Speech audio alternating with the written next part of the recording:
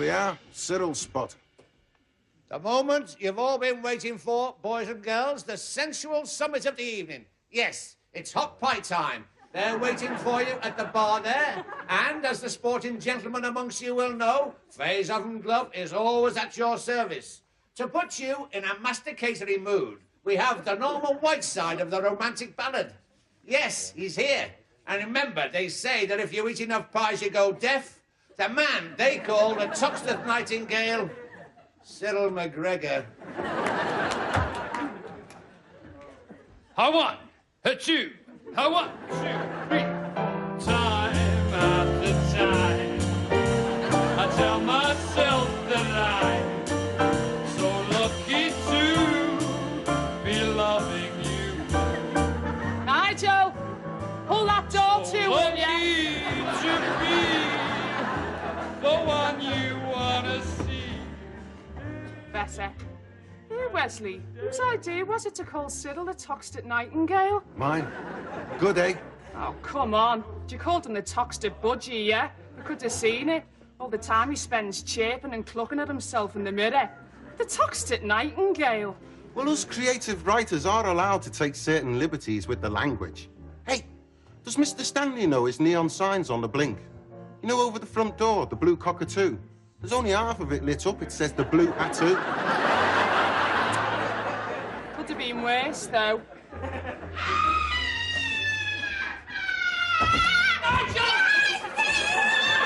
Nigel, what are you playing at? A good question.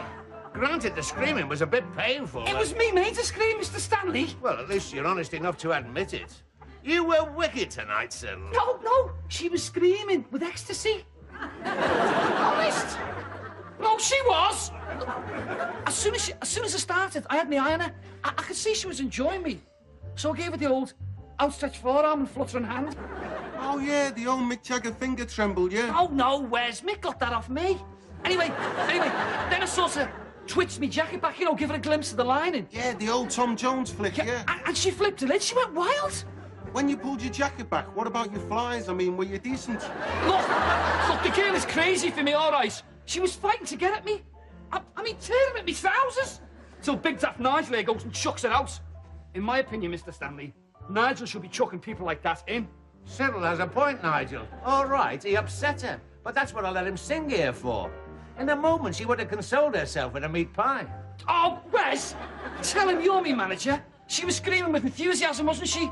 Well, I didn't really see her, did I? Glynis, tell him. Well, it's like Wes says, we didn't see her.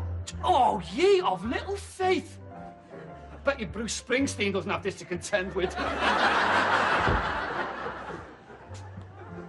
Heel, Nigel. Now, look here, girl. If I let you stay, will you behave yourself? I'll try. Well, what more can you do? Look, girl, when you feel a scream coming on, you must do the same as everybody else. Buy yourself a drink or a pie. You can't go round attacking people. That's what I pay Nigel here for. I'll tell you this. If Nigel had been a bouncer at the Cavern, the Beatles would all be bus drivers today. It's him! It's him! She's hysterical. Get the fuck into water! Calm down, Gil, calm down. He touched me. He touched me!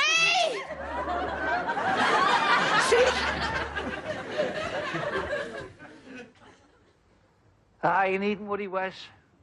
Unlike some I can mention, you will not find me turning me back on mates from the early days. Still less my own flesh and blood. Mind you, I will demand complete loyalty. And you'll not have to get upset if I can't be too pally with you in public. You're beginning to get on my wick, you know that, don't you? Wes, we have liftoff in the career of Cyril McGregor. What we are witnessing here is mass hysteria.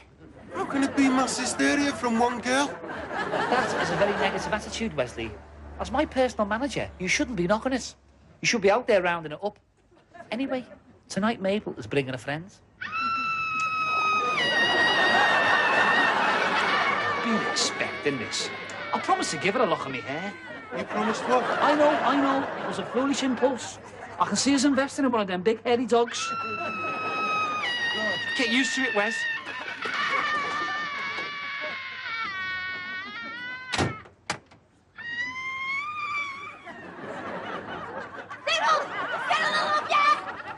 Now stop that! You needn't worry. I won't hurt him. I'm not bothered what you do to Cyril, but this is one of our top cars. See what you've done. Control, Mabel. Control. If it's my autograph you want, fair enough. Where's your book? Autograph. My body! Body? Be reasonable, Mabel. I haven't got my felt tip pen on me. You can have anything you want. No, I understand your craving, Mabel, and I sympathise. But between fan and star, well, there has to be a gulf. You have to adore me from afar, worship from a distance, if you take me meaning. Mabel! Wesley, handle the situation. It'll be good practice for you.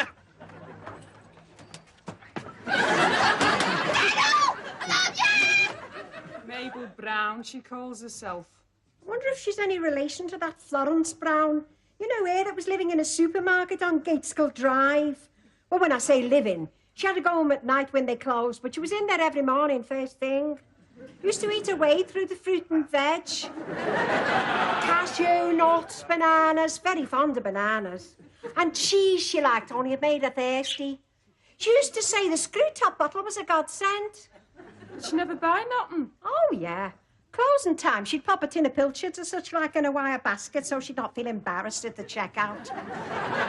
But anyway, one day she'd been on the cider, got careless and left a trail of banana skins, and the manager caught her red-handed. Delving in the beetroot she was. Making a sarnie with a large sliced white and a tin of pork luncheon meat. What happened? Well, he lunged at her, slipped on a banana skin and went straight through a stack of pear halves. Caused a 4-trolley pile-up in pet foods. Anyway, after that, she moved down south somewhere. Last I heard, she was down south living in a Sainsbury's. It's a different world down there, Glenys. And you think this Mabel Brown is some relation? Well, she could be, couldn't she? Oh, no, hang on a minute, I've got it wrong. It wasn't Brown at all. Something similar, though. Oh, I've got it. Huskinson, that was it. Can't see them. Mind you, that doesn't mean to say they're not there. Who? The fans. Once they find out where a big star lives, that's it. But you needn't worry, ma'am. When the big money comes rolling in, we'll not stop here. They'll buy us a house, son. Eh? No, we'll ask the council for a transfer. What are these fans you're on about? You've only got the one. There'll be more. Mabel is just the tip of the iceberg. Exactly. And let me remind you, it was the tip of the iceberg that sank the Titanic. Wes, that is beautiful. Hey, how's my press statement coming along? Listen. Screaming fans mob new singing sensation. Not since the days of Beatlemania have scenes like this been witnessed. All over Merseyside they are asking, who is he?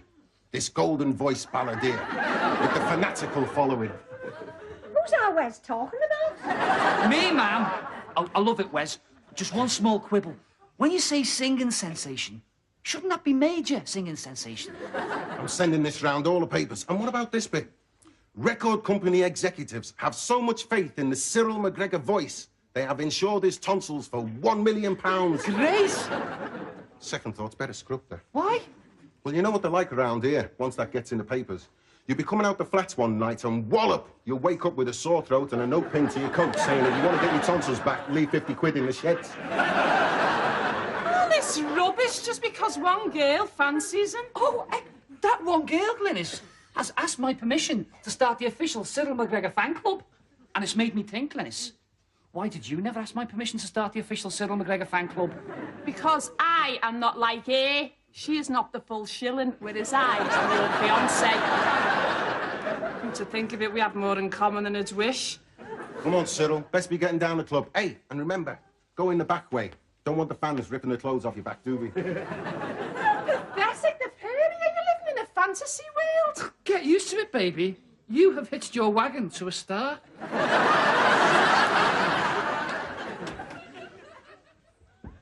Here he comes. 1, 2, 3. Where's Cyril? Not far away, Mabel. This your friend, eh? This is Eunice. She's well known as a good screamer, aren't you? We know who you are. You're a Cynthia. I'll be his Yoko. Can't tell me these two got the full 2 ounces when the dolly mixtures were weighed out. You're wrong, Glenn. These are just typical starstruck teenagers. Hey, if you see Cyril before we do, tell him Leslie's looking for him. Who's Leslie? Another friend? Friend? Leslie? You must be joking. He's me husband. Mr. Wonderful, that's you. Nobody saved me, Squire. Faye! Must be in the little girl's room. Faye, chap here wants a drink. I don't drink. It's a danger to your health. Please yourself. Never been frightened of danger myself. Faye! Hey, why come to a club if you don't drink? I don't like clubs. You get nasty types in clubs. My wife, she met the swine that's wrecking our marriage right here in this club. Get away! Hey, who's that then? I bet I know him. Cyril McGregor, he's called. She keeps his photo under her pillow and... Yeah. You're him, aren't you? Me? Well, it depends on... Wesley! Oh, God, Wesley! Don't be hasty, Leslie. It is Leslie, isn't it? Yeah. Our Cyril's innocent. I am. I admit your Mabel's been after me body, but I keep telling her, buzz off, get away. My wife's not good enough for you, eh? No, I'm not saying that, am I, Wes? I better bash you to be on the safe side. Oh, no, you wouldn't hit a cripple, would you? You aren't a cripple. I will be when you hit me. The thing is, Leslie, you see, some men have handicaps that you can't see. Cyril's like that. You're not aware he's handicapped till he takes his trousers off. I can vouch for that. How do you mean? Well, it's psychological. When there's trouble upstairs, nothing works properly downstairs. That's very true. When there's a slate loose on the roof, you'll often find a damp patch in the bedroom. You get more like my mother every day. You're just trying to stop me from hitting him, aren't you? Whatever gave you that idea? Leslie, let's ask yourself this. Here's Mabel, married to a big, handsome, strapping bloke like you. What makes you think she'd fancy that? Good point. Yeah, very good point. All right, Glynis. Yeah, I see what you mean. She's got his photo under her pillow. She keeps kissing it. Oh, women, eh, Leslie? I mean, what do they know? Hey, they have these pin-up boys that they worship from afar. And the laugh is, half of them are the other way. You know. Well, between me and you, Les, Cyril here's one of them. Wes, I'm not sure I'm happy with this line of defence. It's all a trick, innit? No, look, I'm not ashamed of it. I'm proud to come out of the closet. Would a kiss be out of the question? I guess he was in the cafe this dinner. Who's that, ma'am? That Princess Michael of Kent. Sat there as close as I am to you now, eating pudding, chips and peas. Ever so dainty. No wooden fork for her. She insisted on having a proper spoon to tackle her mushy peas. Ma'am, Princess Michael of Kent wouldn't go in the caff. Why wouldn't she? She comes around here. Oh, yes, she does. Her dad was very influential with the co-op one time. And she still has connections in Backpit Street. I know that for a fact, because whenever she's up this way, she always stops off there to phone home or use the toilet. Press here, Reg Tullet from the Herald, looking for Cyril McGregor. A reporter, Cyril. This is it. The media avalanche.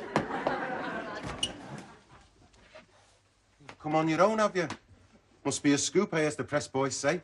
Reg Twillett from the Herald, looking for Cyril McGregor. And you found him, Reg. Twillett. Of course, I know. You're the showbiz man, aren't you? Well, there's a lot of flu in the office just at present. Generally speaking, I am the rugby league man and I do cycling and amateur snooker. Well, it's all show business now, isn't it? They tell me you get the girls screaming then, Cyril. Hey? No, I'm not Cyril. No, I'm his manager. No, this is the golden voiced balladeer who is cutting such a sway through the mass ranks of Merseyside pulchritude. Him? OK, I know exactly what you're thinking. He's no oil painted, granted. But... Yes! Good looks aren't everything, though. A kind heart's better. I'm his mother, and many's the time I've said to him, Cyril, if you had a kind heart, it'd be better than good looks. That's the big thing in the pop world now, isn't it? The ugly look. I mean, our Cyril's no worse than Elton John, is he? Where's Mum? We let the dog see the flaming rabbits. Hello there, Ed. Don't be shy. Ask me whatever you like. you'll find the sweet smell of success has not overpowered the homely niff of natural warmth and friendliness. You're on the Herald, are you? Jasmine Riley from the flats downstairs, she had a friend on the Herald. Jasmine Riley? Oh, you must know her. She's up and down Lime Street every night of the week. Well, unless Dynasty's on, of course. Well, anyhow, she had this friend, was a reporter on the Herald, and he used to put her on his expenses. He always put her down as hire a bicycle and Merseytunnel toll charges. Ma'am, Reg is here to talk to Cyril. But who's stopping him? Where to begin, Reg? There's so much you'll want to know. Have you got your pencil sharpened? Star sign, Aries, the ram. Lucky gemstone, cornelian. Favourite food, ravioli and chips. Hobbies, water skiing and world peace. Likes are babies' laughter. Dislikes, people who tell lies about themselves. Look, frankly, Squire, none of this is any good to me. You see, what my boss wants to know about is the screaming girls. Always makes a good story, that. Screaming girls. I've got my intro all worked out. Screaming girls. Some with low-cut dresses. Their bottoms... Oh, great.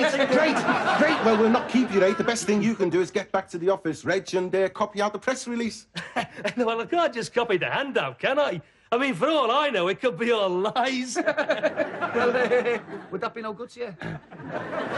Listen, Sunshine, you were talking to a professional journalist with certain standards, and I tell you this. If there's any inventing to be done, it's us that do it, and not amateurs like yourself. No offence meant like. Ah, none taken, Reg. We admire your integrity. Now, you come down the club tonight and we will do you proud.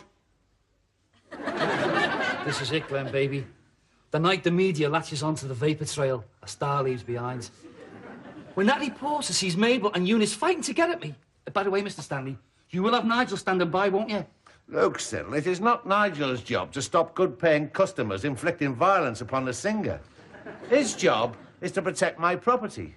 All I can promise you is, if somebody is banging your head on the stage and the stage looks like getting splintered, Nigel here will certainly intervene. Deep breaths, girl. Control. Save your voice for Cyril's performance. That's right, Mabel. Tonight, you and Eunice can surpass yourselves. Eunice can't come. Why not?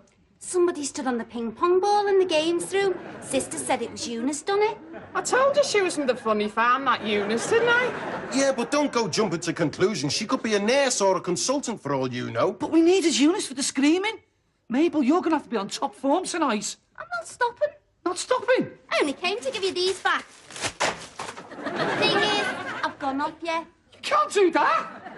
You'd often hear the people suddenly going mad, don't you? Somehow you never hear them suddenly go insane. Mabel, you can't do this! Look, I need you! I love you! Cow! That's showbiz, Cyril. They are fickle, that many-headed monster men call the audience. Be fair, Glenn. She only had the one head. Oh! My career's in ruins. You heard that reporter. He won't do an article about me in the paper unless there's lots of screaming. Leave the worries to me, Cyril. I'm the manager. That's what I'm for. Now, you go in the bar, have a gargle, and calm your nerves. Go on. Go on. No wonder Placido Domingo ruptured himself. Glenn, I'll have to use your phone. That reporter wants screaming. Screaming he shall have. How come a golden voice, singing sensation, is working in a dump like this? He's big-hearted, Cyril. For old time's sake, he's doing a favour to the owner. He's dead grateful. That's him now.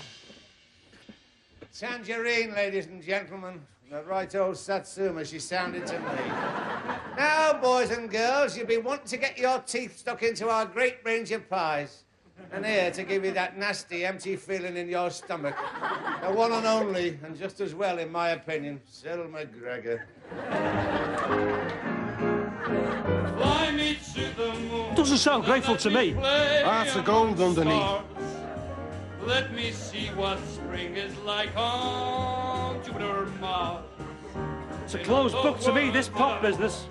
I mean, to me, he's rubbish. Yeah, well, you have to be in close touch, don't you, Reg? But you wouldn't think people would go for that, would you? Hey, I can't hear any screaming. Where's the screaming? Well, they'll be screaming, don't you worry. No screaming, no story.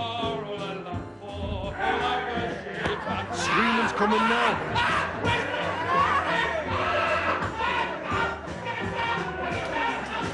Told you to be screaming, didn't I?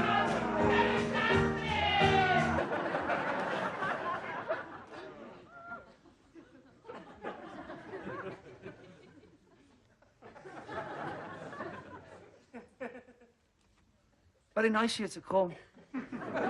Cheering me up like this. I think the budgie's missing you. Great. The doctor said it won't affect my voice. It'll just be the same as it was before. Shame now. Bloody National Health Service. Well, Wesley, have you nothing to say to me? What can I say, Cyril? The reporter insisted on screaming. All I could think of was to ring Big Leslie up and tell him you were at it with Mabel. But it wasn't true. I mean, be fair, Cyril. I mean, I kept your career alive, didn't I? Got your name in the paper. Fan's jealous husband attacks local heartthrob. Yeah, you did. Thanks, Wes. Well, it's getting your name before the public, isn't it? And the club as well. Mentions the club, does it? Let's see. Oh, brawling nightclub. Police call to Blue at 2. At 2, at 2. You want to take care of that cold. Yeah, there's 4 of us, isn't there? According to hospital rules, Cyril can only have 2 visitors at a time. Then go get them. I've only just got here!